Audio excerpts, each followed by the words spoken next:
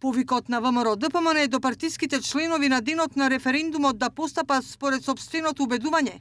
Дел од јавноста го споредуваат со слоганот "Ниту риба, ниту девојка".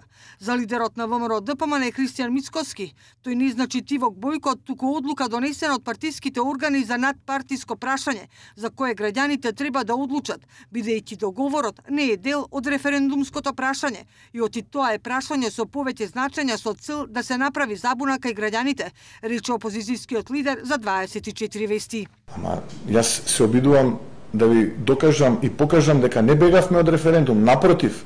Ние кога на тие лидерски средби разговаравме, ние и дававме и бевме проактивни и ние велевме дека овој референдум треба да има вакво прашање за да можеме ние како ВМРО ДПМН имено таа 146-та страна која што вие споменувате и 140 и некоја страна во програмите потоа да пред граѓаните на начин на која што сме ја понудиле да ја реализираме.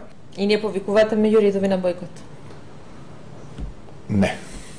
Токму ваквиот став на партијата и Мицкоски за дел од членовите е повик за тивок бојкот на референдумот. Дел пак уште вечерта на состанокот на извршниот одбор се изјасниле против. Подпредседателот на партијата Митко Јанчев и Костадин Богданов биле со став дека граѓаните треба да излезат и да одлучат дали те гласат за или против. Јанчев за Еден ТВ вчера го потврди овој став, додавајќи дека не е за тивок бојкот, бидејќи смета оти гласањето треба да биде по сопствено убедување. За Љупчо Петковски од невладината Евротинк, Мицкоски јасно не повика на бојкот и ставот намерно не е јасен, бидејќи втората опција ќе му направи штета. Партијата е поделена, има фракции, различни мислења. Одлуката е смета за чудна, бидејќи референдумот не е партиско прашање, туку крупно прашање, за кое мора најголемата опозицијска партија да има став.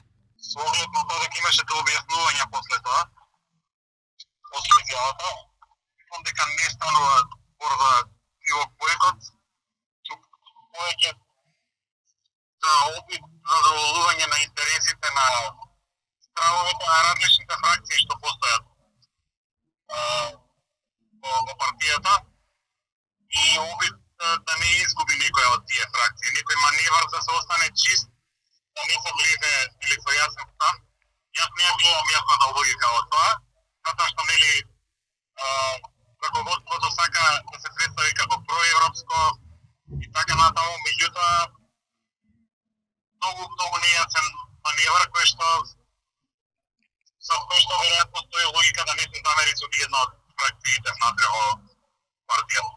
Минатата недела, германската канцеларка Меркел на пресконференцијата во владата порача дека членството во НАТО и во Европското семејство се возможни ако референдумот биде успешен и дека врската меѓу договорот и членството во меѓународните организации мора да ја сватат сите, затоа што за членство во овие организации треба да гласат сите земји членки.